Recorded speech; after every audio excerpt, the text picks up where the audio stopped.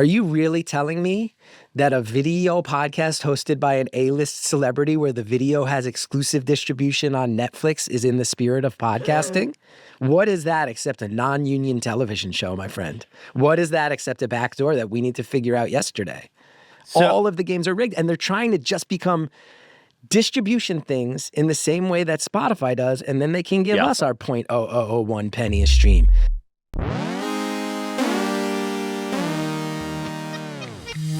If you're a creative professional or artist, or even aspiring to be in 2026, you had probably had the thought, how am I going to make money for the rest of my life? Opportunities for artists are going away, and very little is guaranteed for those who even get the few chances there were in the first place. And AI is coming, and likely will completely upend the creator economy. What is a comedian supposed to do? This is Good One. I'm Jesse David Fox, senior writer, vulture, and author of Comedy Book.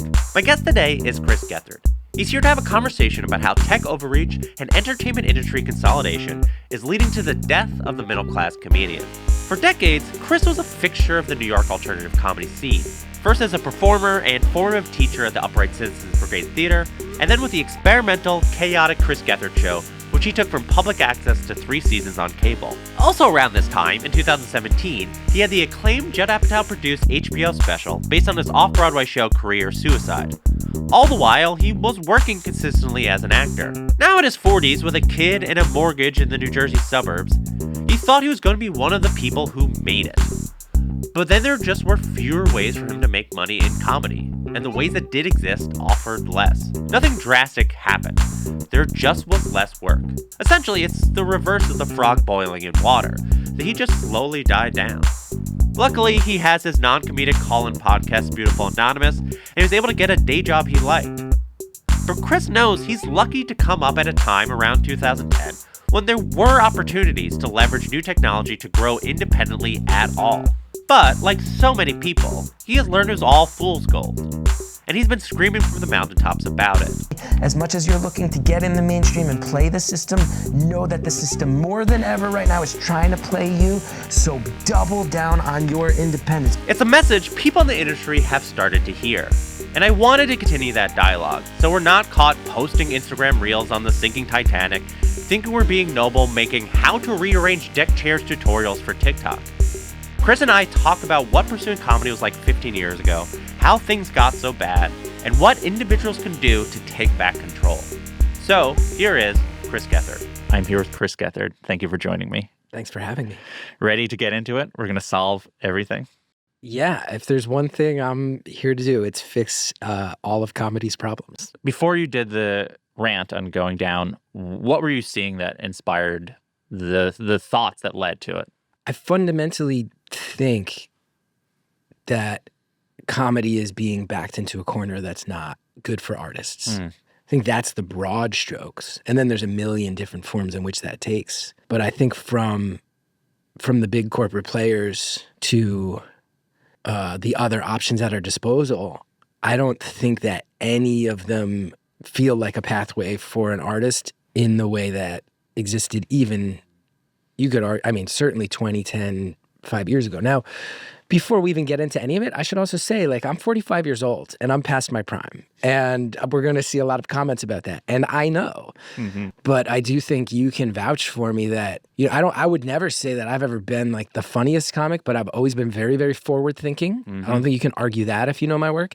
And I really care. I really, really care about artists and comedians in particular. And I think a lot of what I'll say is filtered through the idea of comedy and what it's like to be creating comedy now. I've been someone who I think has been objectively successful by most people's standards. Never a household name, but, you know, there's a lot of people going, who is this guy? You can go look at my IMDb and I think you'll go like, whoa, okay, he's been on a bunch of shows I've heard of. If you look at the fact that I took a show from the UCB Theater to public access television in an era that predated Twitch and Patreon and all these things that could have helped me survive. And if you look back at it, had to actually build the infrastructure to stream my show on the internet instead of MNN. It didn't exist then. And then taking it to cable, I think I have a right to speak to sort of DIY ethics in comedy and applications in comedy because I think I have lived it and I think I do care about it. But yeah, I think the game is feeling progressively more rigged right now. And I think if I had to put it in a really succinct way, I'd say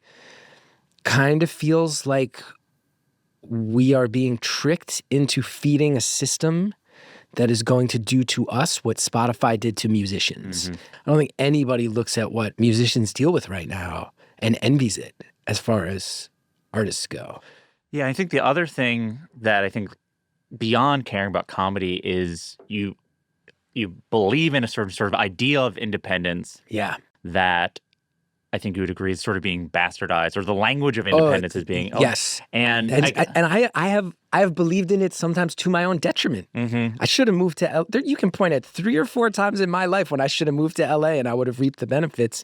Didn't believe in that, you know? There's this dialogue right now, which is that a lot of the places that purchase stand-up specials go, hey, here's a bunch of money to take your special. Now, already what we're seeing that I didn't get into as much with on Going Down, but we also have to keep in mind, Jesse, you, I think, have a sense of this, and I do as an artist. You can be on some of the biggest platforms in the world, and you're not actually making money because all the production costs come out of your end. Hey, you got a special on Netflix? This is your big shot. You want to hang back and save some money for yourself? Well, what if it doesn't sound right? What if it doesn't look right? What if you didn't rent the right venue? So all those costs come out of your end. Talk to artists. You know, you're a journalist. You have more of a right to do this than I do. Like, I think you know what I'm talking about. Yeah, like, 100%. Some of these platforms, you will find people who have actually lost money putting a special up on platforms that the public regards as the biggest platforms in the world. Also keeping in mind, some of those biggest platforms do not give their artists guild-covered health insurance or pension for stand-up. Yeah. So I have major concerns there. First of all, that you get hand an artist hundreds of thousands of dollars, but the actual cost of making the special is pretty close to hundreds of thousands of dollars. Yeah, I mean, there's multiple comedians who've discussed, or I've heard of, who have specials on Netflix and lost money from doing it. Lost money. And I think what is important, generally, a lot of creative careers are this feeling of you're building a road to nowhere. And maybe at the end of it, there will be the thing that will push you through. And I think in many ways, the Netflix special was this sort of brass ring. And what it ends up being is just another stop to then continue building a road to nowhere. Continue shoveling coal. Because you're like, okay, I'll get to Netflix. And then, okay, I'll lose money, but now, and maybe it will. Like, but maybe it will not. And like, but what these companies are doing, they need people to continue believing that one of these things might break out, and 1 out of 100 will break out, and their life will be forever set, and that's wonderful. But a lot of people I know are doing some versions of this. They get that thing, even if they make a little bit of money, they're not making $20 million. So they're very often not even making 2 months of their rent and expenses. And they've maybe worked for 5 years. Yeah. If it's their first thing, you may have worked on that special for 5 to 10 years of your best material to not even make a full month's rent, to lose money, to not get health insurance in an art form where we drop dead from mental illness and addiction, gets me very mad as someone who cares about the arts. I also need to say this too, to all the non-comedians out there. First of all, if they're listening to your podcast, they probably are fans of comedy, but I also get this. There is a dialogue that maybe artists should never complain because you have a blessed life to be an artist at all. And I just have to go on record and say artists are very often canaries in the coal mine of what societies care about, right? Healthy cultures have strong connections to the arts. Yeah. Unhealthy cultures watch their artists grind themselves into dust for no money. All to be told, well, hey, it'll increase your ticket sales. Well, what if I have a family at home and I don't want to be on the road for 40 weeks a year? What if when I go on the road, I start drinking again when I've worked really hard to kick it? What if when I go on the road, somebody's offering me Coke and I fight tooth and nail to not do it? What if I'm lonely as hell and cheat on my spouse? None of these things are moral failings that no one forces anyone at gunpoint to do it. But let's not pretend that we all don't romanticize, from John Belushi to Brody Stevens, how often these things happen. It's dangerous and it's fucked up. And then the other option that we're told, now I'm getting mad, is, well, you can always go the DIY route, right? But the J has to be up on that. We need to start talking about that more as well. Which we will. The DIY route now is throw it up on YouTube, do it yourself. But we need to start really being vocal about this. YouTube is Google. Yeah. YouTube is a $1 billion company. YouTube's reputation from 20 years ago when they launched of being this like, hey, avenue to a thing, that was very real 20 years ago. They're owned by Google now. We have to stop giving them a pass as like the DIY pathway. Google is not the DIY pathway. It's one of the biggest corporations in the entire world. That's Cosplay as DIY. And hey, like, so you can either go through the Netflix route where you might not make any money, but that'll increase your ticket sales, or YouTube, you put up the money. But every comedian right now is being told by their peers who are convinced, by agents and managers who I think need to protect their artists more, by the industry as a whole, by the chatter from the platforms, you're close. Make sure you shoot, and this has happened to me. Yeah. Make sure you shoot it with the cameras that are up to the standards of Netflix. Get the sound, the lights right. Pay for the closed captioning. Pay for the right post-production, because if they want it, maybe they'll license it. So that's not DIY. Yeah. DIY, as far as we know, which was built from the independent music model, right, was like you might sign to Capitol Records and they might give you a $250,000 advance and you choose how you spend it. But if you wanted to go to Discord Records, it wasn't, well, now you pay the $250,000 in case Capitol wants it. It was like, now you get to go make it for $15,000. You know what I mean? And then maybe it busts out in this way that feels gritty and authentic and cool. And maybe the pathway that I don't think totally exists right now for us, maybe college radio embraces it. Maybe the fanzine world embraces it. Maybe some of these truly independent underground methods of distribution or word spreading get your back. As a person who has pursued a career in journalism at the same time as you're pursuing this career in comedy, a lot of the things are the same relevant. The idea of there are opportunities and now there are fewer opportunities. People wondering, is there possible to have a sustainable life? Well, it's the same thing for us. It's the same thing for most arts professionals, even people in versions of design, I'm sure, experiencing some versions of it. Right. Comedians, because there's a low overhead to the basics of stand-up. They are fast to all changes. So when there's a new technology that can do it, when the new technology changes, they feel it very quickly. And that is why ultimately, like, this is it's good to focus on comedy for comedy, but it is an allegory for sort of all versions of it. It is not bullshit to say that, you look at Twitter and one of the first things anybody liked about Twitter was like, hey, this guy Rob Delaney's crushing jokes on Twitter. That's one of the first things anybody heard about it, right? Podcasting. I'm now living, we're about to enter year 10 of Beautiful Anonymous. And I don't envy anybody trying to launch a podcast now versus 10 years ago. Yeah.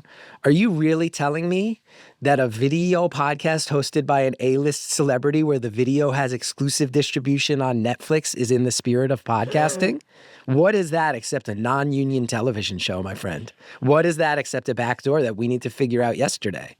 So, all of the games are rigged, and they're trying to just become distribution things in the same way that Spotify does, and then they can give us our 0.0001 penny a stream. We have not settled for that in the past, and it will represent backwards progress if we settle for it now. All right, I want to back up, just provide people who are just pursuing it now, who are younger. They did not know what it was like 20 years ago, 15 years ago. So before we talk about where it's gone, what was it like to start pursuing comedy when you did? The sort of first 15 years of your career, both the good and bad, but the avenues that were available to you. I am in so many ways, let's be clear, envious of the options at the hands of young creators. You don't have to wait for gatekeepers. Mm-hmm. You don't have to audition for a house team at UCB. You don't have to wait for the call from JFL or the Aspen Comedy Festival like when I first started. I am envious of that. You don't need to move to LA. Even some huge comedians, like, all the urban legends that Chad Daniels lives on the surface of a frozen lake in the hinterlands of North Dakota. Ali Sadiq, right? Yeah. Like some of the big comedians who I envy, like there are pathways that are good and healthy, and I love it. As far as when I started out, there were perhaps less opportunities at the outset to go try to just bust out. Mm-hmm. Podcast, Patreon, TikTok, Instagram, whatever. But I so distinctly remember being at UCB when Derek Comedy started putting out videos on YouTube. And I remember some of the older generation UCB people being like, who are these college kids skipping the line? I was there as things changed. But what I would say was the biggest manipulation of the natural growth of the ecosystem was that there used to be a very clear-cut middle-class job that I saw kind of bubble up in the Petri dish, which was your internet-supported platform that was putting out videos that you could get hired to write for or act in, and they would then go try to do branded content or ad sales. This was College Humor, Above Average, The Onion News Network, Funny or Die. And there's something that happened that we all know happened that I think should have had more public outcry and honestly more consequence, which was this. Facebook started pumping up the numbers. You can look this up. Yeah. Trust me, I'm well aware. Documented fact that they were saying you're getting huge numbers on Facebook. Now, I was living through this because we had the Chris Gethard show on the Fusion Network at the time, and all of our ad budget, they started going, guys, we're getting massive traction on Facebook. And I'm going, but no one's watching the show. Yeah. We're getting 1 million views a video on Facebook, and none of that's translating. Less than the residents of my hometown in New Jersey watching on the television. This doesn't make sense. Came out that they were cooking the books. Yeah. And what happened in the process of that was all of those middle-class platforms were told, it used to be the place where those would spread. Then it became you need to pay for Facebook advertising to get the people who have followed you to unlock it. So you had to pay to play on a system based on intentionally manipulated numbers. It's messed up. It's payola. There were laws installed on radio to prevent this type of thing that didn't happen. And to my knowledge, there was no consequence for Facebook doing it. And it wiped out this idea that, hey, there's a first step, which is for me, I got hired at the Onion News Network. It was one of my very first jobs. They didn't pay great, but between that and cobbling together freelance things when they came along, maybe I can book a commercial along the way, I started finding ways to live. Yeah. Started to see the pay-to-play model come in. And I would argue that was probably the earliest headwaters of what we're seeing now, which is you do all the work. You don't mess with the algorithm. You feed the algorithm. If you miss a day on the algorithm, it might mess up your algorithm, so don't ever miss a day. And then you can make a little bit of money along the way. I think that was the beginning of 100%. Social media platform manipulation of comedy as an art form. Yeah, and I mean, obviously, it hit journalism tremendously. A lot of people over-leveraged. Companies rose and fell because of it. The other thing is around the same time, the streamers were being built, and there were even still terrestrial networks that had comedy-first programming. Yeah. So you can get a not great job writing 8 episodes. You can find there's just more TV shows. You can get maybe writer's assistant jobs. And maybe there just were options, and it did feel like there was a chance that being a comedian was a reasonable path, like being a journalist was, right? Which is not to say the most reasonable path, but generally a creative field that there is going to be a market for because comedy seemed to do so well on the internet. The other thing about around the time they were coming up that I wanted to highlight to contrast sort of where we're at was there was the internet and Twitter sort of starting, but from let's say 2000 to 2010, scenes were able to develop actual scenes. So yes, there are gatekeepers saying you're not ready for a half-hour special. But in that, I mean, literally the one gatekeeper was Comedy Central. That was the only people buying half-hour specials or little things. That was sort of the thing that you were chasing. But along the way, you had people who were also pursuing a similar thing that were holding each other accountable. There were things you could build, and this is not just New York or LA. This was Portland. This was Chicago. This was Denver. There were versions of this that was able to create organic audiences, organic fan bases, built out of, in many ways, a sort of second wave of alternative comedy, right? A lot of the grooves were faced, right? By Patton doing the Comedians of Comedy tour, there were now avenues where you could tour rock venues, right? It was very much in the model of, what Fugazi, What's a Minor Threat, right? Janine Garofalo and David Cross looked at the music they liked and said, why don't we do it like the musicians? And then after paving that way, there was a pathway to pursue. Yes, and then Eugene did it, and then I did it, and then you know what I mean? You could track links in a chain of New York alt comedy of I learned from Eugene. Eugene learned from David and Janine.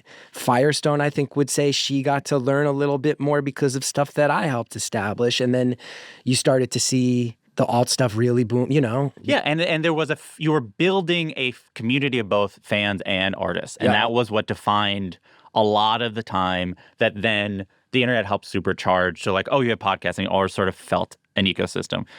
The thing about the idea of middle-class comedy jobs or middle-class comedy careers, which when I heard it was so interesting for people to be sad about, and why it is that essentially like through all of eternity, there were no middle-class comedy jobs. And then for like 10 years there were. And we putzed it. And they putzed it. And now we're sort of like, as we get into sort of what then happened, it does feel like, well, part of it is not just there aren't opportunities now, is that for 10 years there were opportunities, and then created a lot of people who then pursued a thing that then proved there were not necessarily going to be opportunities. I would also argue, though, that there were still, you still needed to head on these pathways towards traditional success. But for example, one of the first things that ever happened to me in my career was me and Zach Woods were incredibly tight at the time. Started out putting out a series of videos that I wrote and he starred in. They spread all over the internet. We were like, oh my God, it worked. Hundreds of thousands of views. Now, what happened back then was nobody knew. There was no money to be made off of that. But what happened was Comedy Central reached out to us and was like, you're making interesting things. Come in for a meeting. Do you have any ideas? And we got our first little script deal. And we each made a few grand off of it. If I remember right, we each made probably like $5,000, Zach and I splitting it as writers. So $10,000 because they liked our videos and went, hey, we'll give you this. And they attached us with a senior writer. He made some money too. We got to learn from his experience and effectively apprentice. The idea didn't go anywhere, but we got to see what it was like to write a script, to work with a writer who had done it before, to get advice on what we were doing right and wrong.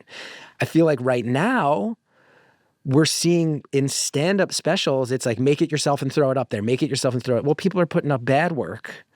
People are rushing it. Yeah. People are throwing, how many times have you been on Reddit and seen somebody like, here's my third ever time doing stand-up. Anybody ever notes from me? Don't ever do that. Why would you do that? Go learn, get good for a while. We're already starting to see the dialogue now of, hey, it's really interesting. Shane Gillis got tires on the air and he never got to have any notes because he funded it himself. Shane Gillis also is in the process of selling out the same stadium where the Philadelphia Eagles play. Yeah. He can do that. Yeah. He can do that. Most of us can't do that, but that will be held up as like, hey, go make your whole, I feel like today it would be, we make those videos. Nobody ever reaches out to us. And if we have an idea for a TV show, the expectation would be go produce the entire thing yourself. And then maybe, which is not, to me, an insane level of financial stress and burden on the artists, removes anything resembling learning from the people who have come before, figuring out how to apprentice. You're also seeing that, the Writers Guild having to fight now because shows won't pay to have writers on sets, which I think is a companion issue. We're going to lose institutional knowledge. Also, we can feed people kind of substandard work, 90 seconds at a time, that when you really talk to comedians, even many of them who have busted out will tell you they're not particularly proud of the stuff that they use to feed the algorithm. It's wild. Yeah. It's wild. I mean, I think sort of two things happened at once. There was both a certain sort of propaganda of dream job pursuit that they were telling people sort of around our age for a few decades. That's like, if you love what you do, you won't work a day of your life. Don't hustle for this, but pursue your dreams. And then there was this time period where it seemed like you can pursue your dreams in a reasonable way. And then so what really was the dream, why I call it propaganda, it was essentially like they're like, by calling a dream job, they allowed people to be paid less to do it. And then, so a lot of people pursued it, and then they completely removed the stable versions of it. So then there's just a lot of people squeezing to figure out if they can game whatever system. Now, not realizing the system is a game that is trying to just get as many people to do it. But what the real issue is in the creation of a new system, they broke down a system that hypothetically was working. So in media, there's a really clear example, which is like essentially all these digital publishers. That's sort of what the goals were. The death of a local newspaper has been decades in the making. And I think the version in comedy is death of local scenes. The idea that people could be big in the Boston area and make a living kind of playing New England. Yeah, touring throughout that Northeast circuit. And instead, it's just sort of like you can live hypothetically anywhere, but you're just throwing it into this sort of blob. Also, there's starting to become a dialogue in comedy that I think is very true as well. Are we participating in that exact thing in a way that is not even working, in the sense of, hey, you are theoretically doing this for ticket sales, but I'm not the only artist going, when I have clips bust out, I've had a couple bust out, you don't see the ticket sales. And I've started to hear from other artists too. People who want to consume it 45 to 90 seconds at a time on their phone don't want to go out and sit through a thing for an hour. Like you said, the propaganda of like, this is the way to do it is like, if you want to have a good hour-long thing, maybe it is not actually true that what you need to be doing is training your audience to go 1 minute at a time. Yeah. Let alone some of the unhealthy aspects of this. And I don't want to sound like a Puritan or a Luddite, but I go, Ariel Elias, good comic. Why does most of the world know Ariel? Yeah. Because some maniac threw a fucking full beer at her head? That's why we know an artist? That's why, and then it leads to all these great things that Ariel deserves. But that's the example that, how many young comics do you think went out there and went, I gotta say something to get the crowd angry enough to throw something at me? How many artists do we think, and this is a sad one, but we have to start calling this out. How many people do you think have posted thirst traps on social because it's good for their career? And all of us who are supposedly like progressive thinking artists aren't going, what the fuck is going on? How many people do you think have gone, I would never post this fucking picture except I have a tour coming up? And then they have to sit there and have that anger in their fucking guts, I think that obviously, I think there's a lot of bikini photos. And I also think queer comics have posted a lot of thirst traps that they go, this is not who I am. It's not what I want to do. But if I want to get the algorithm cooking, it's unhealthy and fucked up. And I don't think it's leading to the crowds we want, to the ticket sales we want. And like you said, I think it's propaganda. I think it's false DIY. And I want to see who's either built in a way I haven't picked up on yet, or who's going to build the actual alternative track to the algorithm-driven media. We tell people the only way to sort of build a fan base is through this. And then that's your job, right? So you're like, okay, I have to figure out how it works. And things work. I mean, there's so many things that work. I had Gianmarco on, right? So Gianmarco is an example of a person who's figured out how to work it. And right? Good for him, and I like him. Yeah, but he will be held up as the next 5 years for why everyone should try to do that. Yeah. But if you talk to him about the amount of money he put into it, saved, the amount of work he put into it, the game plan he had over years and years and years, that was not easy what he did. No. I mean, he also, from what I understand remember his narrative, like he was able to sort of have a head start because he had a really big commercial campaign right before he sort of did this pursuit. And then he has the thing that I always think about right now. Sam Reich was talking to Gianmarco, and Sam Reich was saying essentially social media has demanded all artists be entrepreneurs, but they reward the people who are the best entrepreneurs. And Gianmarco is an entrepreneur, and he's quite good at it, and he understood how to play the game without it hurting him and not necessarily touching his art. And he talked about, he knew that if he did more jokes about whatever his identity was, that would be another thing, because all you're doing is trying to hit algorithm passageways. Yep. Right? But then he's tall, he's great looking. Clearly, he's one of the ones who is comfortable with a thirst trap. Yeah, God bless and it just is another thing you're playing when you're trying to find random people. But also, what people are probably realizing now is what, like the case every single time there's a new way for comedians to find success online, is actually there's room for 30 people to have success that way, or 10, or 1, or whatever it is. And actually, all the people who are willing to buy tickets already have bought those tickets, and now they're just looking for more people on feed. Or what is probably also the case is, I don't know, the first 90,000 people who saw crowd work videos and decided they want to see live comedy, it is very possible that they went to see those first comedians that did it. But it's possible that now those same people who now are getting tons of it are like, actually, now I don't need to see it live. I think we're actually in a way that sort of killed the comedy boom of the 80s, right? So much exposure to comedy of a lesser quality. That's not to say that crowd work is the worst thing in the world, but it is worse than good stand-up comedy you might see in a live venue. I think anyone would agree to that. And so then... And was a thing... Also, can we put this out here? Sure. There was a comic who used to bait crowds into fights, who was held up with scorn by the entire stand-up comedy for years. And you know who I'm talking about. For years, it was, all those heckler fight videos that Steve Hofstetter is doing, right? I don't know Steve that well. I'm friends with a guy who works with him really well. I've never met Steve. Yes. I got no skin in the game. For years, he was the heckle video guy. And comics used to be such purists how could he do that? If you see the live show, he's actually looking for a fight, and that's when he starts the video, and it was held up as this thing. Turns out he was just like 5 years ahead of everybody else. I mean, like Gianmarco on this podcast called him a visionary, and in so much as he figured out how these things work, which by calling him visionary in that way, you are adhering to the rules of the system that is created by these people, right? There's a quote.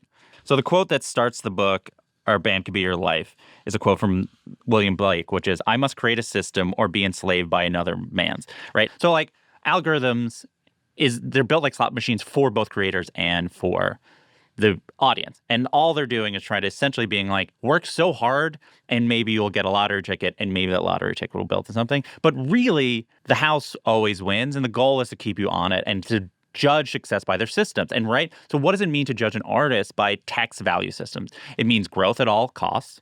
And the larger the number means more than a small number that is more loyal to you, because it is growth at all costs. It doesn't matter. Like the story of the shittification of Facebook is, if we get more people and give them a worse experience, it is still a bigger number than a small number and have a good experience. No one is setting out to do that, or very few people are setting out to do that. But that is the value system that I don't think anyone specifically intentionally did, but that is going to be what happens when your goal is to essentially build upon a sort of tech model of what your career would look like. This is the other thing social media has famously done, which is they've bastardized the idea of community, and they say you're creating community. Yes. But all of them are built on a sort of a radical individualism that made it so there is fewer communities. The thing and about saber rattling and negativity. Yeah, although we do, anytime I bring this up, we do need to also say, because my podcast listeners have heard me go on this rant, and the beautiful anonymous listeners are very lovely. We do need to also point out, though, there's been political revolutions that social media has helped connect people. Things like Me Too, things like Black Lives Matter, social media probably did help. Like, I don't want to discount those, but it almost feels like for all the good ones, there's also lunatic anti-vaxxers and anti-science people and all these other people aping that in a way that's just empty calories with these negative communities. I am very grateful to be here, but even right now, like, you asked me to come. This is the first time I've kind of publicly talked shit in a while, and you're like, come talk shit here. Well, you know what I mean? Like, it does. I watched it pop off when I did the stuff on Going Down, and I'm like, I do a lot of very positive things that get no traction. I've started a nonprofit to try to help kids in schools with comedy. The internet does not care. No algorithm gives a fuck about anything I post about that. But when I go on my friend's trans-centered underground talk show and say, like, hey, as like a crusty old DIY guy, like, we need to start calling out that, like, we don't have a real version of it right now. This is a fucking fake bastardized thing that they're still in control of. They're weaponizing it against us. It's not going to end well. When I talk shit and get angry, all the views go up, Yeah. I do think the back half of this conversation will be more positive, or more realistically positive. But I do think it is interesting that these algorithms can realize it is fine to platform dissent, but not platform the solutions to the problems, right? So if we were to put up portions of this on social media, I'm sure the parts where we complain will do quite well. I think the portions where we say maybe we should build fan bases not on social media won't do as well, even though that's the part that people need to hear. Yeah, I think you are right. The clip version of this will be very different than anyone who sits and listens to the full version of this. It just will. You'll hear frustration and thoughtfulness, but the stuff that we know will pop on the platform. And can I also call this out and give you the business? Edit this out if you have to. For me to come on and be like, we need basically more workers' rights and more worker empowerment and less clickbaity stuff on a podcast distributed by Vox Media, there is some irony to that, right? Well, I mean, like, we're all trapped in a fucking weird matrix system. It's so funny because the next question is the most clickbaity of it, but I do feel like we need to get to it. There's a quote in Our Band Could Be Your Life, which is like, conspiracy needs 3 people, a movement needs 6 bands or whatever, right? 6 good comedians in a city can create a scene in some way, and that could really change a lot of things. But before we get to the positive, I do think we need... Let's do it. Let's get these... We need these views. Well, the thing that I think needs to be addressed, because I do think there might be people who'll be like, well, there is already a solution in place. It has been proven this is the way comedians can become famous. And it's called Kill Tony. Yeah. How do you feel about Kill Tony? I often feel, the first thing I want to say before I even wade into this hornet's nest is that I think you can find a number of examples. You know, there is a little bit of a code in comedy of don't fuck with other people's success and money. Yeah. Don't threaten their ticket sales. I've been doing this 25 years. I've always prescribed to that. I will say, I think there are people who have attacked me on podcasts, hurt my ticket sales, who are the ones who claim they are the real comedians. And they go, that's the emo dude. I go, you broke the, like, you fucked with my ticket sales when I had a kid. Yeah. So, like, I don't fuck with other people's money. Kill Tony's a massively successful show. I, surprisingly, for a guy who is kind of like Mr. Emo storytelling man, I like a roast. I like a mean joke. I like a well-crafted dark moment. I can say just personal lived experience that when I moved back to Jersey to raise my kid, started doing a lot more shows out in Jersey because who wants to pay a toll and a congestion tax every time you have a new joke you want to try? And I have met comics who I think are really good and really hardworking, who I go, ooh, you remind me of me when I was in college. You remind me of that person that like wants to go for it. And you come from a working class neighborhood in Jersey. The city's really intimidating to you. I have met comics who I can tell you for a fact go, I don't bother with New York City because I don't know where the stage time is for me, who have driven from New Jersey to Texas to put their name in a bucket, to stand in an outdoor pen so that maybe they get a chance to do 1 minute. And just batting average-wise, it's almost definitely going to end with someone you admire mocking you on a massively successful show. But maybe if you crush it on that minute, it could change your life. Do I get why they go for it? Yeah. Do I think it's very, very concerning that that's the option that working class comics see in my neck of the woods? That if I was that 19-year-old kid from a working class neighborhood right now, like I was back in the day, I'm 45 now. When I was 19, discovered improv, was like, oh, I like this at college, realized I could take the train to the city, take classes, did it. If I was a 19-year-old today, I might think that the thing I have to do is drive from New Jersey to Texas to stand like cattle in a pen and maybe have it succeed. On that fundamental level, I think Kill Tony's influence is outsized. And I would have to imagine that while I never met him, and I can't imagine he and I are getting lunch anytime soon, I would have to imagine that Tony Hinchcliffe would probably say like, yeah, I don't want this to be a thing that people think is the only option. And comics do. People give him shit for speaking at MSG, and I do think that was wild. That being said, I recently hosted a fundraising benefit for Mikey Sherrill in the New Jersey governor's race. Like, you know, like everybody does, you know what I mean? Yeah.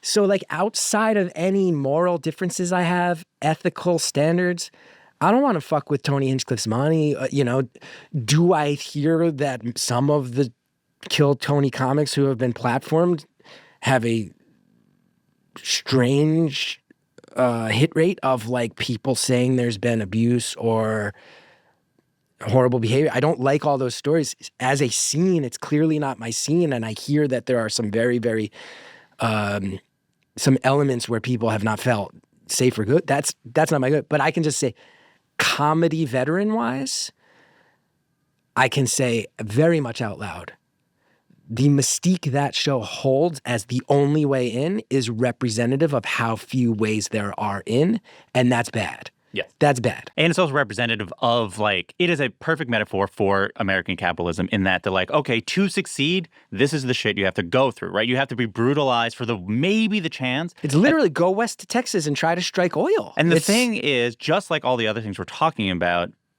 the people in early will have had the most opportunities to have that success. The more you do it, it becomes like The Voice and it becomes like American Idol, where actually the winner is the show. My desire to talk about it now is there will probably be a good amount of people who believe, okay, I think I can figure out what to do right now, whatever. I'll learn how to edit video and I'll just do it. And I want to stop at this moment. We're talking that this will be the first episode of the year. There's a good time to think about the year coming. Or New Year's resolution. Yeah. How do we build a true underground? If you look at the last 10 years of tech, the things change every 2 years. And if you're right now, depending on what it is right now, you're in for a lot have heard. Why I want to talk about it, there's sort of two things. So the first is the idea of what is called the slow cancellation of the future. It's by the cultural theorist Mark Fisher.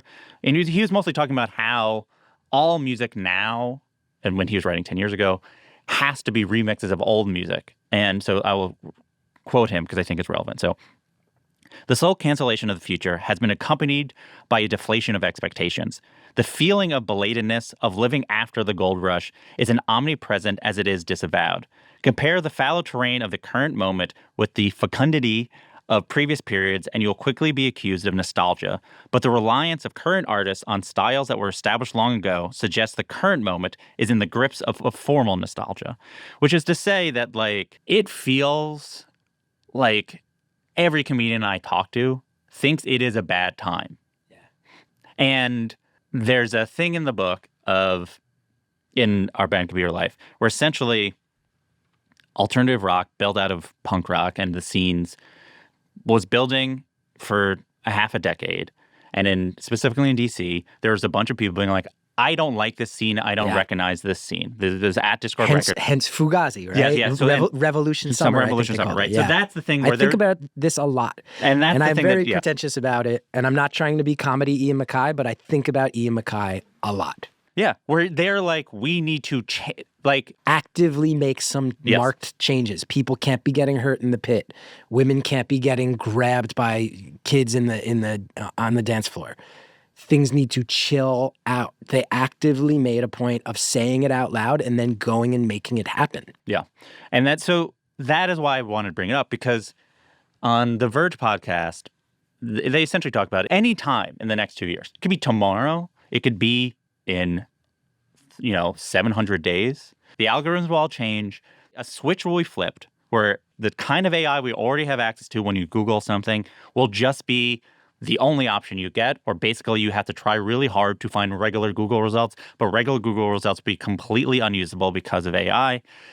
Not only that, is the tech companies have spent so long devaluing art and developing the creator of art, not creators as we use it, that AI creators or AI things that can essentially do what these platforms are designed to do, which is sell stuff, will take over and fill a lot of this, take over the careers that a lot of people had. This goes back to your idea that, like, people would say they're being independent when their entire business is dependent on Google, Meta, and TikTok, right? Yeah. And then and it feels real, but it's any not day real. They can say, we're not doing that anymore. Yep. And not can, they will do that. Yep. And if you don't have a listserv or whatever, you will have zero fans. Yeah. So I just read something, and I don't know if it was like histrionic fear baiting or if it was real, that some of those platforms are now starting to think about charging money for you to get word out to your fans on Seems stuff like they should. That they never have. They can. And they will. And it hasn't been the standard before, but hey, you've spent 5 years building up your 100,000 followers, so are you really going to abandon it just because we're asking you for $20 a month? You set us up, and we took the bait. Yeah. You know? Lots of times people want Nirvana. Yeah. Right? They go, who's the next Nirvana who will, like, open people's eyes and everything will be good again?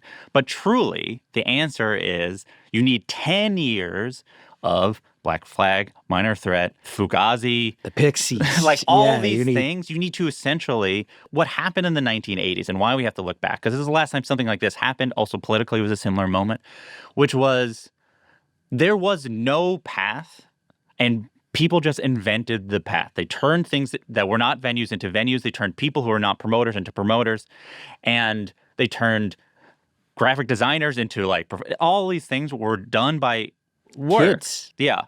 So as a DIY person, as we talk about now we're at the positive moment of, like, what can people do? This is when everyone will turn it off now that we've stopped. I would never say give up your dreams, don't give up hope, but your hope cannot be reliant on the system as it currently is.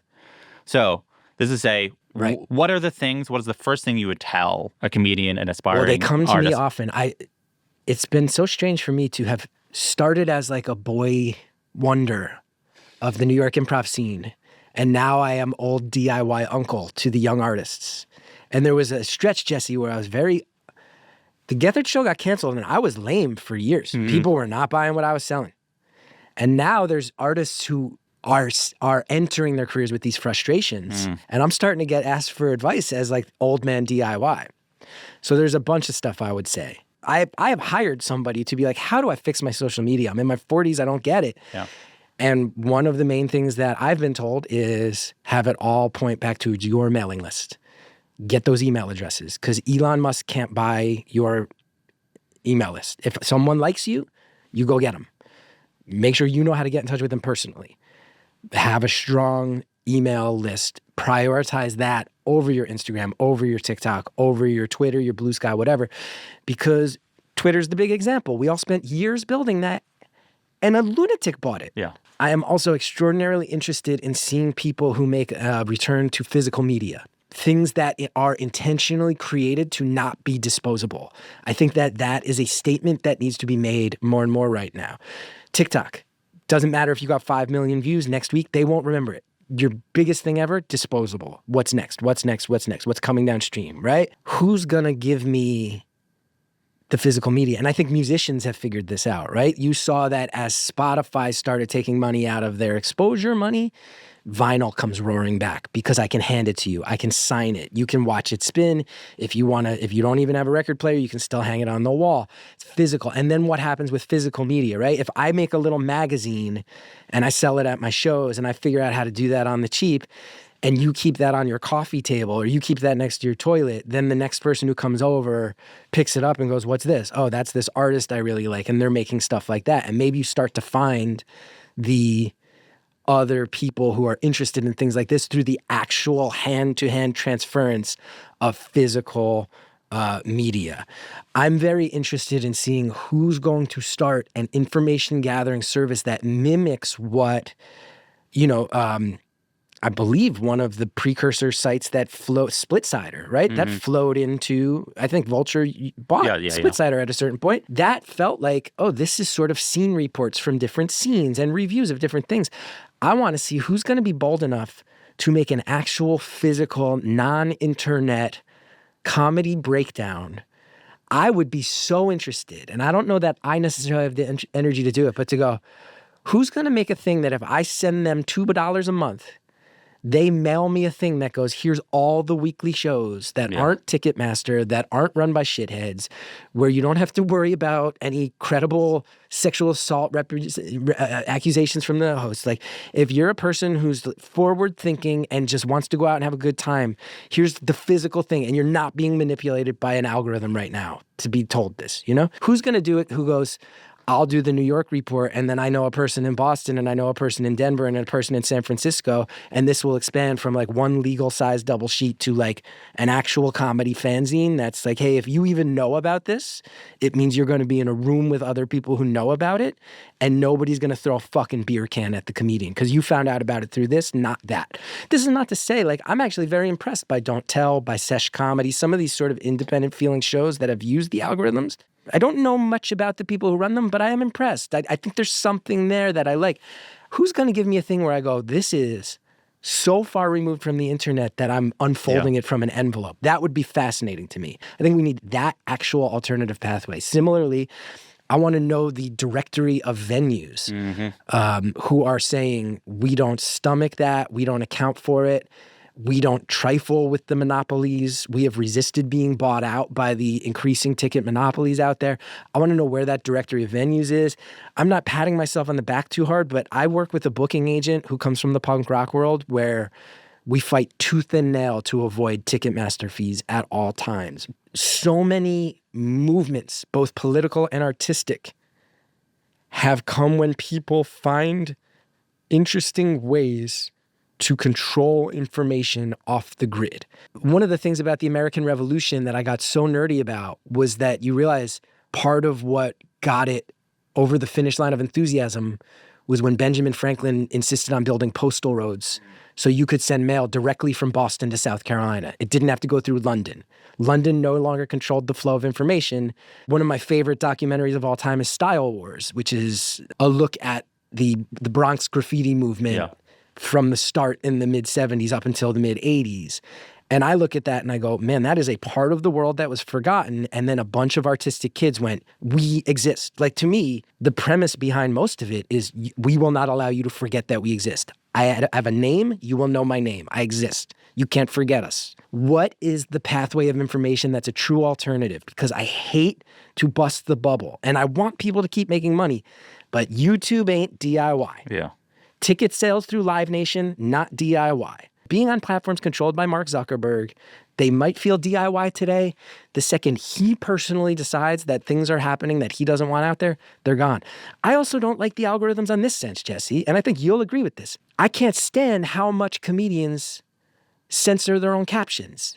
That when you say fucking and I see forking on the bottom, I thought this was a culture that we go like... Even the edgiest comedians will bleep out curses. And the edgiest comedians are the ones sitting here going, free speech. Our words are our weapons. Like I look at Roy Wood Jr. and I gas up Roy a lot. Roy's a friend of mine, but I think he's brilliant. And I'm sitting here, I go like, you look at Woody Guthrie's guitar, those old images of like, this machine kills fascists. I'm like, comedians at our best, like I think a guy like Roy does that. Yeah. I think the best comedians in their primes. I think Chappelle at his best. That's why we loved him. Carlin and Pryor and Lenny Bruce. Our words are our fucking weapons. And I gotta write cork in a caption so that TikTok doesn't bury it? What kind of admission of fucking weakness and defeat is that? You know, like get us out of there. Well, I do think it's tied to what I thought was interesting about your rant was it started from the position of free speech, right? Like, I think a lot of people think of this as sort of like, oh, this is just sort of bourgeoisie artists complaining about, but you connect it directly to first Kimmel and Colbert as sort of like the desire to censor speech and what was the value of independence? The Kennedy Center, NPR, PBS. You see all of it, and you see this media consolidation. People are sitting here going like, what does it matter? Is it Paramount or Netflix that buys HBO? For stand-ups, for writers, like I just pitched a TV show recently, and I only pitched it to 5 places, and that was a pretty good hit rate. And next year, apparently, it will be 4. Yeah. We all know how stand-ups are talking right now. Netflix gets you the most exposure. If you can really bust out on YouTube, that's actually some people's number 1 or number 2 right now. Yeah. HBO used to be the king. Netflix is now kind of the apex predator, but HBO, you still get the prestige. Well, Netflix now owns that one, which means that the regulation of where the art can go, who can see it, what's allowed to be seen is under the thumb of people who we don't know and we can't trust. And that's been proven by who buys these platforms. I put out a call on social media for questions. And you see other people having success, and I put in air quotes because the thing that social media does more than anything else is create a perception of success, regardless if there's actual monetary success. And they're like, do I have to do this type of thing? Do I have to do this thing? And what I would say to all of these people is it's sort of the wrong question. Like you sort of like have to take a step back. And what I would tell people is like truly act as if it is over. Remember what it felt like in the 90s. And rebuild. We're in a rebuild. Whoever starts thinking like, man, we need to rebuild this, you will be the next group of artists that define what the next phase is. But the rebuild starts, to me, it's almost like the Warren Buffett quote of like, hey, when the market bursts, that's when you get in. Now's the time to see what that rebuild is. Because I think we're at the end of what was the podcast, Patreon, social thing, right? But even look at podcasts. I'm sorry, when I read deals that it's like Netflix now has rights to 26 video distribution, I go, we're fucked. Podcasting's kind of done. It's I don't know if it's done, but it's different. So what's the next thing? Like those questions reflect.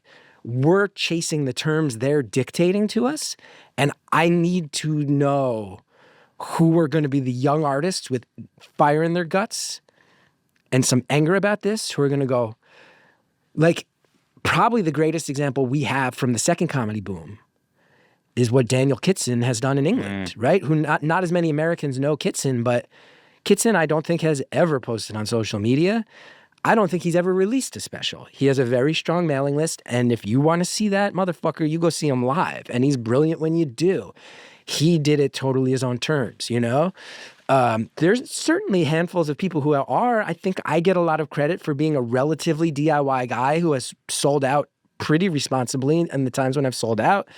I think Kyle Kinane for many, many years did it. Kyle will now tell you. I've talked with Kyle. He's like, I do clubs now. Like, it's so much energy to book stuff that I do clubs. But I don't want to put words in Kyle's mouth, but I think if there was like a really strong movement, you'd get a guy that good to be like, fuck yeah, these are my people. We're back. Let's do it, you know? But I think it's a young person's thing in some ways, right? Well, it's interesting because I think there'd be people listening to this who'd be like, yeah, of course you guys telling us what to do. You guys are set. Not telling, begging you. And I think the reason I am interested in this conversation is that I can tell from many sides how we are just kicking the can down the road, hoping that somewhere along the way, something will lock in that will work.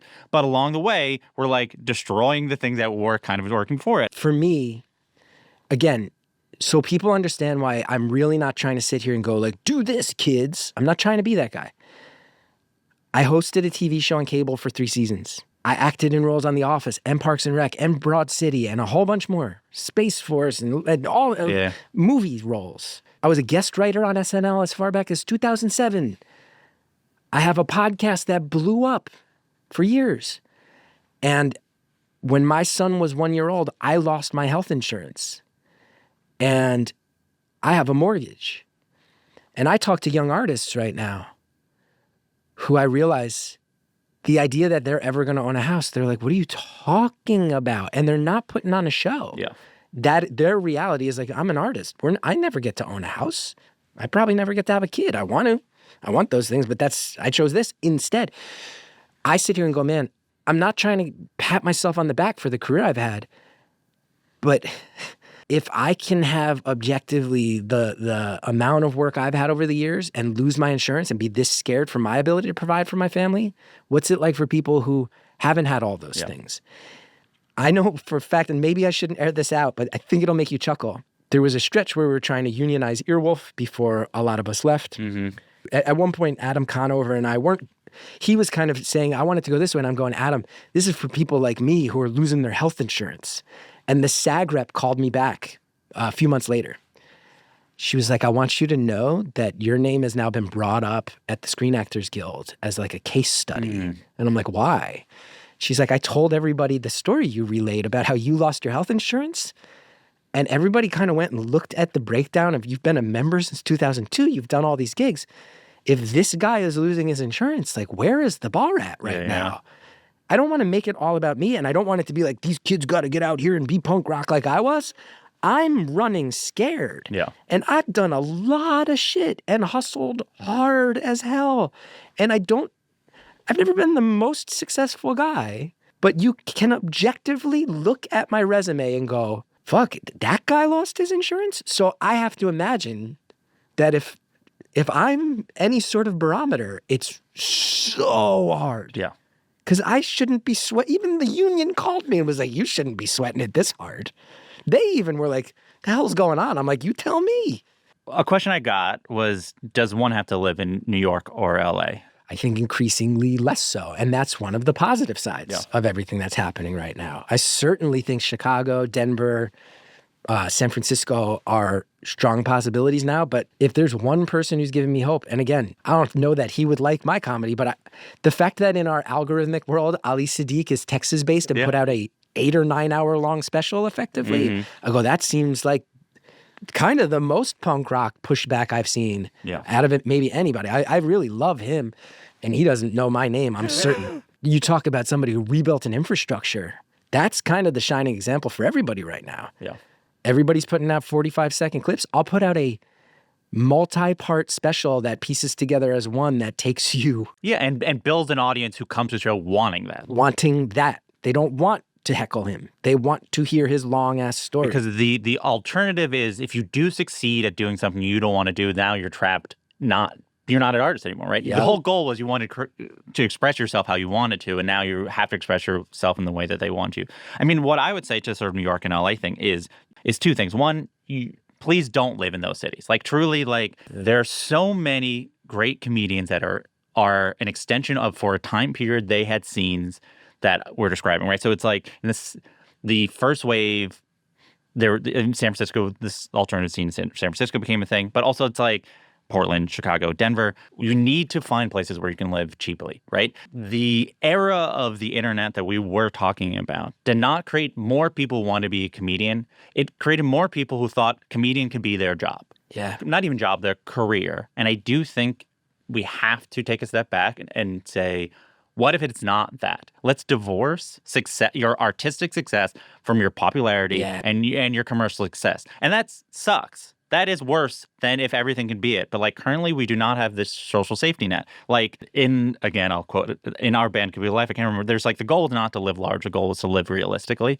Oh, yeah. So it's like, this is how so many artists of so many types do it. There are so many painters in this country who paint after work or in the weekends, or they can kind of make a modest living because they found 10,000 total people over the course of their lifetime that will spend $2,000 on a painting, right? Like, I do think if you're raised on social media, you see big numbers. You go, I need to have 500,000 followers to be a success because that's what Netflix wants from you. 1,000 people who love you. Yes. And I have survived because of a passionate and dwindling number of people. I have people who have followed me for 15 years, and when I see them, I know their names. I know they've had my back hard, and I feel so lucky about that. After I lost my health insurance in 2021, I have a day job now, and I don't feel like it messes with my ego to say that. I helped a nonprofit start an arts program, and they give my family health insurance. Yeah. As far as day jobs go, it's a pretty good one, but again, not coming off as complainy, I hope, hopefully coming off as a good dad. But there might be people aware enough of comedy to know who I am going, that guy got a day job? Yeah. And I don't think I was being ridiculous doing so. I think if I wanted to continue to make art, I needed to make sure my kid was allowed to get sick, and the arts were no longer a pathway towards that. It's scary as hell. A lot of the best comedy I see is coming from places that aren't New York and LA anymore. If you want to come to New York, it should be to get really good as fast as you can. Yeah. There's no other city I can think of in the world where you go, the South Brooklyn New Yorker subscribers, the North Brooklyn weirdos, the Germans and Australians, the Bridge and Tunnel tourists, the Comedy Cellar hardcore fans. Within a week, I can know what they all think of a joke. New York is beautiful for that. Move here because of the skill building. Don't move here because of the success. I think some people are being like, do I have to do this to become famous? And there's no way to tell anyone how to become famous. Like, you can be famous and truly be losing a lot of money because, like... Yeah, people don't understand. I just think about, there are people who I just think, oh, they have a certain amount of success, even like mainstream success. But shows don't pay that as much as they used to. They're small episode runs, but they had to quit doing stand-up to do it. But they have to spend tons of money on a publicist and a stylist, right? And then the show lasts 4 years, is critically acclaimed the entire time. And now they're 5 years out. And then how do they make money, right? Look, it is possible that you will work really hard and that hard work will allow you to get a lottery ticket that might make it so you can have this life. And cool, like and especially if you come from money, you probably are like... That's the other... the unspoken thing of a lot of this, too, is it is easier to get those jobs if you are blessed enough to have someone else paying your rent. It just is. And I'm not mad. And I've actually seen examples of comedians who come from wealth who build a lot of opportunities for their scene. Some comedians where I've seen them take shit for coming from a wealthy background, and I go, but they also created a whole scene that so many other people got opportunities from. There's ways to use your privilege wisely, but let's also be honest. I think one of the things that's frustrating a lot of people who are not that is there's also, in New York in particular, a lot of starving artist cosplay. And that is image building that I understand, but it also, I think it skews the reality of what young artists see on their way in and does more harm than good. It is hard for everybody. So if you come from money, it is still hard for you. But then it creates a perception that it's one type of hard. And also, like, you know, to really make it is you have to really go for it. You have to go all in. Yeah. And that all in thing has worked for people. But to do it is a tremendous risk for a lot of people. And I do think increasingly I will tell people to not do that. I had a day job until I got this job, and I am not of the temperament to go all in on a thing and hope that it sort of works out. Oh, yeah. But it just is less and less likely. And the thing that you have to remember is even if it does work out, you get your first big break, whatever it is, you get a Don't Tell set, you get 700,000 people watch your special on YouTube. After that, you still might need your day job, and 10 years into that day job, it's probably a better day job than it was if you keep on getting a different day job every 3 years. I think you have to do a few things. I think never adjust your standard of living based on one success. Yeah. When I got Big Lake, which was my sitcom in 2010, I was living with my college friend, and we lived in Woodside, and I had a bedroom with no closet. And I remained in that bedroom with no closet for years after that, even though I had the money of having done 10 episodes of a sitcom. When the Chris Gethard show finally started to break and make money, the only reason it got there was because I had saved all that money and could fund a public access show out of pocket because I was smart enough to go, I don't need fanciness, I need to fucking survive. And I think that remains true for everybody today. And I also want to say, if you are privileged and you are wealthy and you're in the arts, you have every right to, and I'm not trying to be a class warrior and say that, but I will just say, be honest about it. Because if you occupy that space, someone else can't occupy it. Like, even me, I always say I came from a pretty working class family in North Jersey. That is true. I can also recognize that my parents lived 40 minutes away until I was 36 or 37 years old. Like, if I ever truly struck out on rent, I had a place to go 40 minutes from here, 30 minutes from here, and I could probably still keep doing shows and rebuild and feel like, God damn, I'm living with my parents again. But those are privileges I had, you know? I can recognize that. Some of the cosplay is removing oxygen in many from ways, the it's room. like if you have the money, use it to create more space. Much of the alternative comedy infrastructure was built around people who had successful Hollywood careers that put it into this, right? Like Patton Oswalt was able to do the Comedians of Comedy tour because he made money on King of Queens. Now, he could have just hoarded that money or used it to sort of in ways that would just make him more popular. But for whatever reason, he did this and it's helpful. Anyone who takes a chance and does that, no matter where you start, that's a good thing and you deserve kudos for it. What can or can we not learn from Dropout? Dropout has given me hope. I'm not sure if Sam's mad at me. On going down, I made a joke about how it was something along the lines of like the only healthy work environment shouldn't be predicated on your knowledge of Magic the Gathering. Yes. I emailed Sam about it. I didn't hear back. I'm assuming he's busy. But outside of any of the content of Dropout, I mean, God damn it. Worker owned. I hear they pay you to audition. Yeah.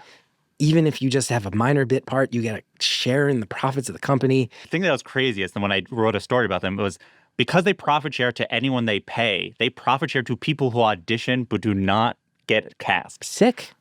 Crazy. It's a utopia. Now you need to be, Sam Reich, his dad is a financial genius and he had enough balls to drop out of high school and go for it. Like that's a rare combination of personality traits. Yes. I'm a great admirer of Sam. And Sam, I did email you and say, I hope that joke didn't land the wrong way. And if it did, I apologize. You know I'm a friend. But I think there's so much to be thought of as far as the collective aspect of it. If we remove the scale that Netflix is on and go back to some version of 1,000 people paying you $10 a month can maybe have a career. Or, all of us have a similar sensibility. Can we do 1 + 1 + 1? Because I don't want to compete for the $5 a month from the other 6 artists I actually like. I do think that collectives have ability to box out space for things like if your collective gets big enough, you might be able to purchase into a healthcare plan that's cheaper than you could individually. Yep. Things like this start to really get my gears turning. Who are these other artist collectives going to be? You know, we keep bringing up Our Band Could Be Your Life, which I think any artist who read it, whether you like punk rock or not, alternative rock or not, you would be inspired. Like Discord Records, if you buy that record, you know it meant a certain thing. The money's going certain places and it's not going certain places. Who are going to be the artist collectives that start to define that for themselves? Some of that will lead to dreck, some of that will lead to pretentiousness, but some of that might lead towards incredibly healthy examples of artists helping each other survive and support one another that I think are going to lead to much healthier questions than the people that go, do I have to move to New York and build a streaming studio to be a joke teller? Like, that's a panicky thing. Yeah, I mean, you know? The other thing I learned from that book as an audience member is that what they realize is if you have fewer people, each of those people matter more, right? And that is creating a very different relationship to my goal is to have 1 million followers. I literally never know. They're all faceless. If I have 1 million, I can get 10% of them to click to this. And of those 10%, I just need 2% to click to this. And once you get and that is not anti-human, right? So it's also anti-comedian. Yeah. We all know, and I'll leave it to the internet to guess who I'm talking about, which they love. They love shit talk with no name behind it. This will pop off out of context. Again, very positive conversation. This is about to pop off.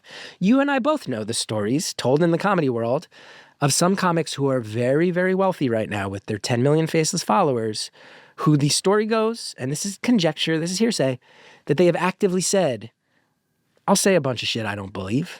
I know it's going to pop off. Like, you're hurting the world.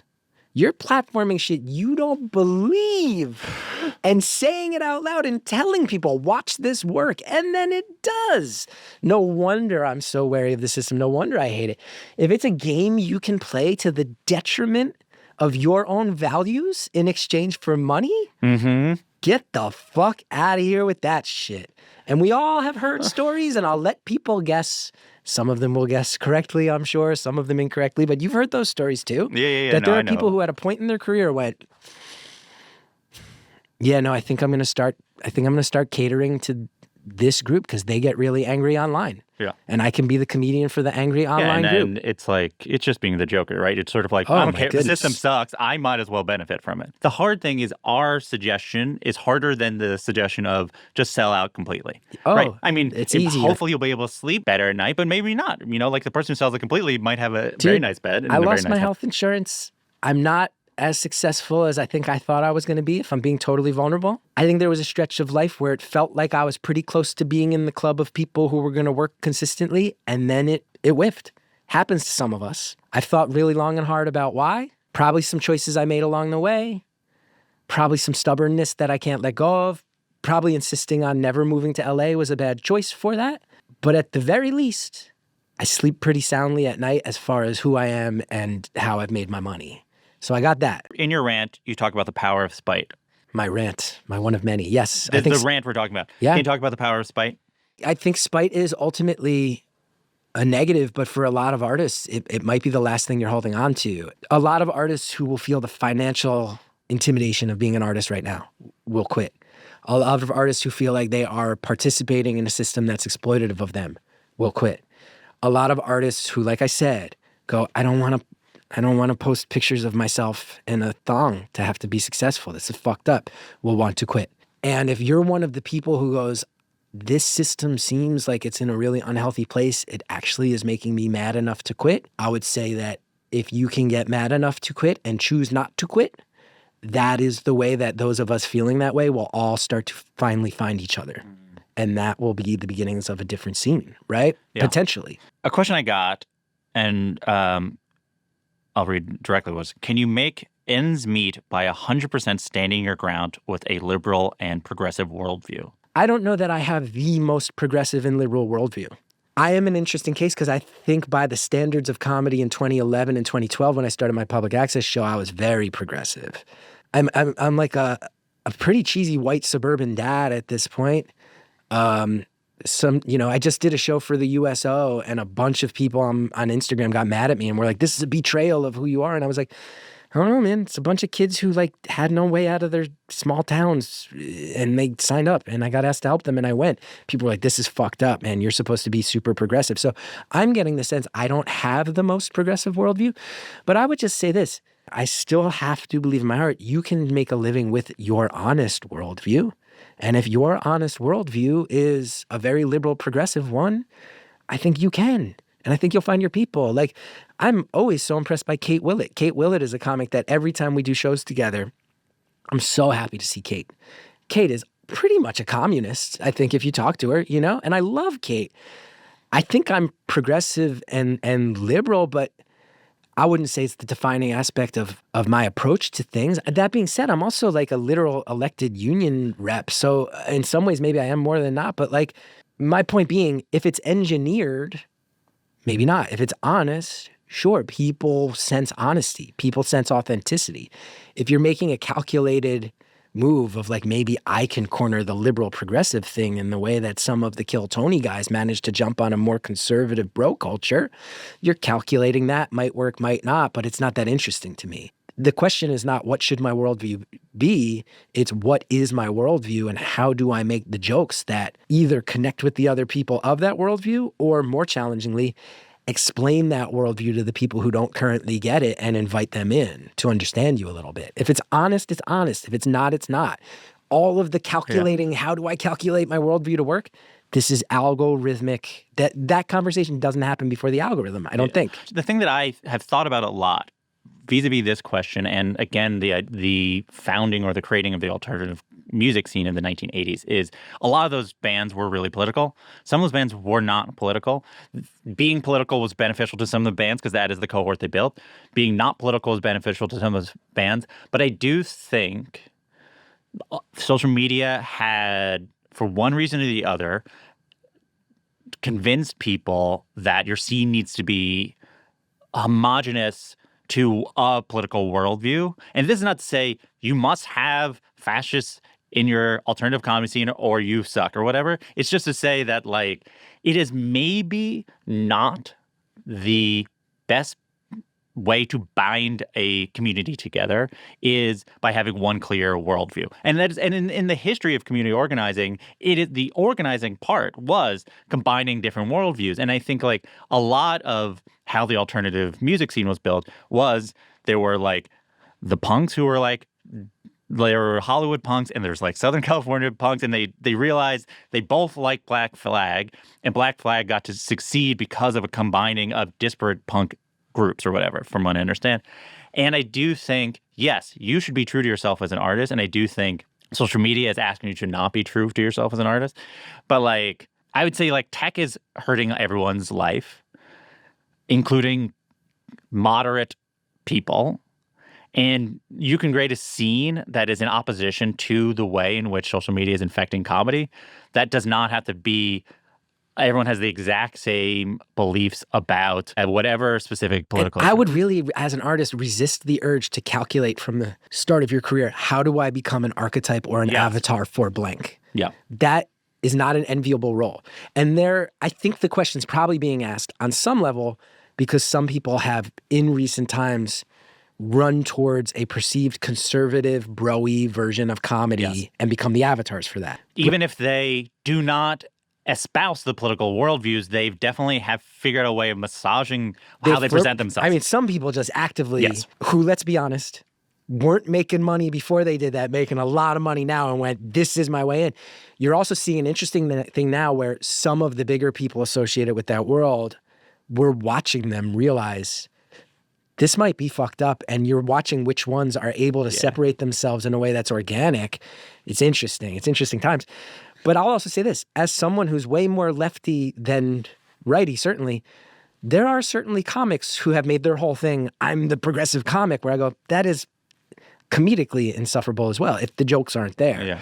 But then there's people where it's really honest to them. If your question is, can you do that and then sell out a basketball arena? I have no idea. You will sell out the amount of people that want the type of comedy you are, your desire as an artist to just express yourself. And it's very possible you'll find 2,000 people who like it, who want both your style of comedy and your political worldview. And hopefully those 2,000 people will go, this is exactly the comedy I like, and they will sustain your entire life. I can tell you I've done shows in an anarchist book and fanzine store in Gainesville, Florida, that you can definitely sell out those 40 seats, but is that the career you want? And that'll be to you. So I want to end here. So one of the things you said in your rant, I like that you always say your rant. It adds gravitas to it. Let's also keep in mind, the reason that rant popped off was because marginalized artists from a specifically attacked group using underground media platformed it, put it in front of a bunch of people who haven't heard me screaming about this for 15 years. And that is important to say. That going down is the reason that this is at the attention it's at. And it's because of some artists who are doing exactly the type of shit that you and I are kind of like desperately begging more people to do right now. In the rant, you say, trying to make art in this environment, and one of the most radical things you can do in this environment is survive, refuse to disappear. Yeah. What does that mean? So many factors we've talked about today add up to a feeling that art is not worth pursuing. And I think that is hitting people who are further along in their commitment to trying to be an artist than it has prior. Some of this is all right, I guess I better start doing a certain type of material, posting things where I look a certain way, trying to follow these tracks. Also the financial burdens that are being shifted to the artist. There are so many reasons to go, screw this. Either it feels impossible or it's going to financially fuck up the later half of my life, or it doesn't prescribe to my values. Like I'm going to butcher the quote. It's from a very long time ago. I lived a hard life so my son could live. One of the last links in that is so that my great-grandson could be an artist, right? Effectively. I'm butchering the one I'm paraphrasing. Sure. I wish I was smart enough to have the whole thing in my head. But I think if you are somebody who has a feeling that you need to like honor, and if you come from a working class family, if you saw your parents work super fucking hard to give you a chance, and you're going, I got to post pictures of myself in a fucking bikini and find $70,000 to fund a YouTube special that might get 4,000 views. And if I really want it to pop off, I guess the thing that's working right now is, man, trans kids shouldn't be in locker rooms. Like, there's so many reasons to feel dismal about that. I don't want to be conspiracy theorist, but I think there's a vested interest for people to be able to control dialogues and be able to control what art is made about, be able to control what artists feel is productive to say. And rather than feel insane and go away, make the art you really want to make, because that will be the seed that is planted that might grow into something that you will feel more comfortable participating in or seeing. So in your rant, you say the algorithm is the company's store. In many ways, yeah. Can you describe what that means? Discuss what that means. So if anybody knows the history of labor struggles in this country, Harlan County, USA is a really, one I think regarded as one of the best documentaries ever, but I do not want to co-opt the struggles of coal miners. But again, everybody likes to say the complainy entertainers, the Writers Guild, Screen Actors Guild, they go on strike for reasons. Just being around 25 years, I was very often on strike lines where the Teamsters and IATSE members, I was often the person that had worked with the most of them. I remember one of the Teamsters telling me, they know they can get bad press and paint you guys as fancy, but whatever you guys fold on makes it harder for the rest of us to fight for. So don't quit. If we're doing it, you do it. It's eye-opening, Entertainment is tied to unions and should be more. It's another whole aspect of YouTube. I'll just put it out there. That's Google. And the fact that for some reason Google never has to have any conversations about worker protections, to me, that's insane. That's Google. There's got to be a way to start protecting at the very least, their most successful people. But the company store, for a lot of particularly coal miners about a century ago, when you come to this town, the entire town is owned by the coal mine. You rent your house from the coal mine. You buy your food from a store that is supplied by the coal mine. You are in fact paid in what is called scrip. It is not American currency. It is a currency that only has value in the context of the coal mine. You are held hostage, effectively. You can't save up weeks and weeks and weeks of scrip and go, you know what, this job is not for me. I want to switch to a different industry and go get my own. No, they own your fucking house. They own the food you need to buy. They got you by the balls. And that was one of the massive things, that there were labor struggles where people were, actively shooting guns at each other.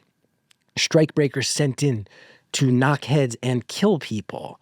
So I don't want to co-opt the struggles of people who are, mid-20th century Appalachia, who are living much harder, getting black lung. I don't want to claim that struggle. But I think I'd be doing disservice as a pretty dedicated union member to not, at the very least, try to connect workers' rights of today with workers' rights of then. And I do think that this idea of you make stuff for the algorithm, you keep shoveling it in, you build it to a certain length, and we'll keep feeding you back, is not of the severity of what coal miners faced, and I never want to co-opt their struggle or pretend that it is, but it's the closest entertainment I've seen. Hey, you come work for us, whether that's Netflix and some comedians losing money from their specials, which we know happens, I think people will be shocked to hear that and go, they must be speaking incorrectly. No, it's going to come out more and more. Yeah, because they're licensing more and more. The specials that are not the big specials of comedians they worked with a million times, they're licensed. Most of the artists get a flat fee, and all the production comes out of that. Yeah. They go, and it's very company store to me. Here's a chunk of money, but you go make the whole thing. And if you don't make $1 off of it, you don't complain. Like that, to me, very much feels like or our version of... You're putting content into a social media feed. We own the content because it's on our feed. You don't have access to information on the followers. You don't... We're putting our content in front of those followers. If you leave, if you stop posting and your account still exists, there will be people who, because they followed you, will be getting our stuff. I did a tour about a year and a half ago. Brought a friend of mine on the road. He's in his 20s, and he does really, really well on TikTok, mostly doing sketch. He was starting to get asked to book to headline rooms, and he came to me, and he was like, I'm saying no to these gigs and leaving money on the table because I don't know how it works out there. And I thought that was very smart and very much a reflection of his priorities being in the right place, to not take the easy money. I said, do you want to come open for me and you get a little bit of a crash course? Birbiglia did that for me when I was switching from improv. 2014, I opened for Birbiglia. All different size rooms. He's able to tell me, okay, this room has a balcony. Here's how your sight lines are different. Okay, here's how we're meeting this type of person backstage. This is what's really going on. Like all these things that you need to apprentice to learn. So I took my friend out 6 or 7 dates in the Midwest. I said, quick crash course. You get a sense of how to handle people out there, handle situations. But I wound up very concerned. We'd be driving from one city to the other, and he's sitting in the back seat editing. And he's like, what time is sound check tonight? And I tell him, he's like, oh shit, can you drop me at the hotel first? Why? I need reliable Wi-Fi because if I don't post before that, the algorithm might be fucked up. Okay, and then after the show, more editing. And then the next morning, shooting something really quick. And in some ways, very inspiring to see the hustle, the determination, the dedication to it. In another way, I go, you aren't allowed to ever slow down or stop, or this all might go away. And it's how you pay your rent. I also get the sense there's a lot of artists right now where you're like in your mid-20s, you got a couple roommates living that artist life. You're doing decent on TikTok and you can pay for your life and it's awesome. But none of it counts towards a health insurance. None of it counts towards a pension. And it's enough money that I'm like, man, that's sick. If I was 25 and someone told me just comedy, you can make that much, I'd go, awesome. But if I could never slow down enough to find the option that has more long-term viability, well, they got you by the balls in the company store way. What gives you hope? I've had a good, lucky life. But most of my art has been forgotten relative to my peers. I think that's just kind of the sad truth. When I met Sarah Sherman, we were backstage at a venue that when you were backstage and the show started, you couldn't leave. It was just the two of us. And Sarah turned around and was like, I never knew if I was going to tell you this when we met, but like, I emailed you and asked if I could intern for your public access show when I was in college. And I sit here and I go, Sarah Sherman, when they let Sarah do Sarah stuff on SNL, to me, that's the most interesting SNL has been in a decade, maybe longer. And also Sarah's stuff is the only one where things get messed up and then they have to recover because it's so manic and wild. And I go, you're the person who gives me hope. I still watch SNL all the time. And when I watch you, that's the thing for me going, this is what I always wanted live TV to look like when I was making it. And you're on SNL doing it. Yeah. Let's not lie. I always had in the back of my head, why is SNL so stiff, man? Yeah.